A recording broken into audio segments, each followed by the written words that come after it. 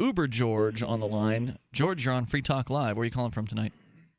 I'm calling from Northern Virginia again. Right. I wanted to talk about that Wired magazine article about overpopulation that you talked about the other night. Yeah, quite a bit last night we discussed that idea. Go ahead. Yeah, I just wanted to offer a different explanation for why a lot of people say that the Earth is overcrowded. Basically, they don't. If that's that there's not enough room, we can always build up. There's plenty of land, and it's not that we don't have any food because we throw away a lot of food anyway. Mm-hmm. It's because it's the whole global warming thing.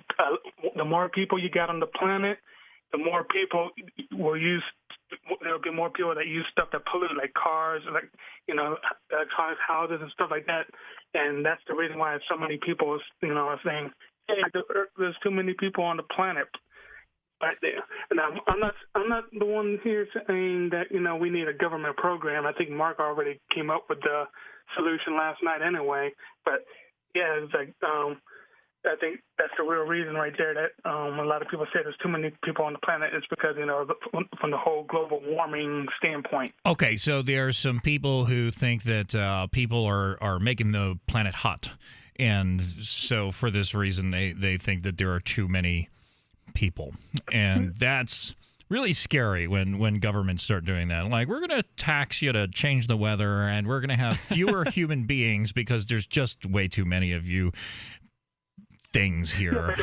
But the thing of it is that countries like America and Europe, we're not the problem on that. Our population growth is like we're barely at sustaining our population now. We only America only has a population growth thanks to immigration. You take that away, and we're at zero population growth now. Interesting. It's a lot of times the third world countries that are still, popping out humans like in the assembly line practically. Right, but there's still a war on women if we don't give away free birth control. No, right. So, George, so how do you feel about this? I realize you're kind of going through some positions here. How do you feel about the issue of overpopulation? I'm kind of ambivalent on it, but the way I see it, if I already done my part in that deciding just not having kids like that, I can kind of understand where they're coming from. What more can you ask, right? Hey, you're not going to have kids. I've got a vasectomy. I'm not going to have kids either. So you are so good for the Earth and Mother Gaia, that Ian. You did your part. now you can, because right there, that's according to some environmentalists, getting that vasectomy does far more better for the Earth. That it more than makes up for. There you go. Where's my check? Thanks for the call tonight. Yeah. I appreciate hearing from you. The toll-free number is 855-450-FREE. So if it's fossil fuels that release carbon, and fossil fuels are limited because they're made of fossils, then there shouldn't be a problem if more people use up the fossil fuels that exist, because you have the choice of using them up quickly and creating the heat, because the same BTUs are going to be expended over time, right? So if you expend 5 BTUs per hour for 10 hours, you've expended the same amount of BTUs as if you expend 10 BTUs per hour for 5 hours, right? It's not the BTUs of the burning of the carbon fuel. The problem is the release of the carbon dioxide into the atmosphere, which traps in the rays of the sun. If it is the theory behind global warming anyway, and I don't buy it, I think it's complete nonsense. But the theory would be that when you're creating these you're releasing the carbon into the atmosphere, it's like trapping energy from the sun inside of the atmosphere. And if you release it sooner, then it would, in fact, have an exponential effect that you're trapping more rays for a longer period of time. So it would be exponential? Yes. Okay. So, what does it mean when you talk about exponential when it comes to the temperature? What is the proposed? A thing that is exponential only has to be growing at a rate, at a percentage rate, right? And any exponential chart over time will look like a hockey stick, right? So if you this is kind of a visual bit, and we're a radio show, that's not going to work. Yeah. But it will over time, the rate stays the same, but the amount of growth increases dramatically, right? So if I'm growing at a rate of if I'm doubling every day, well then every day that double is double what it was before. It's growing very rapidly.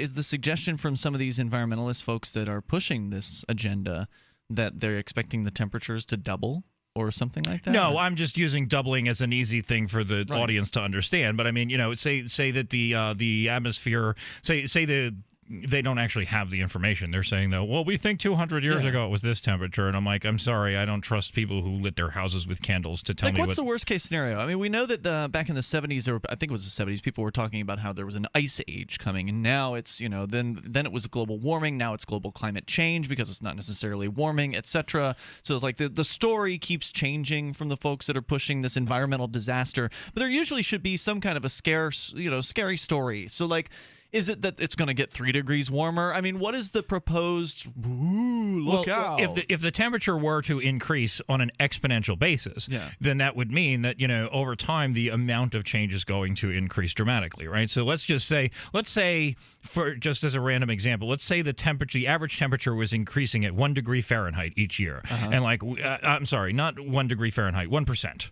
Right. Let's say it's increasing at 1%, and that is a fraction of a degree one year and a whole degree larger, the next, and eventually this becomes a very serious problem, and that's you can understand why that would panic somebody, right?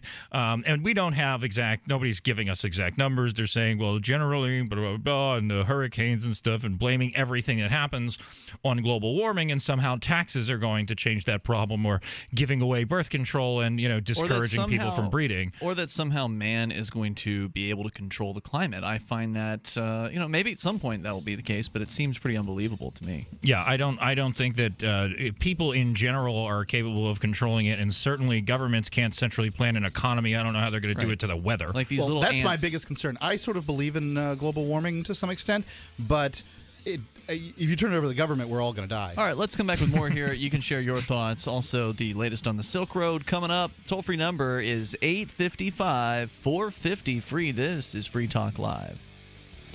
Free Talk Live, 7 nights a week from 7 to 10 Eastern, live on the Liberty Radio Network at LRN.FM.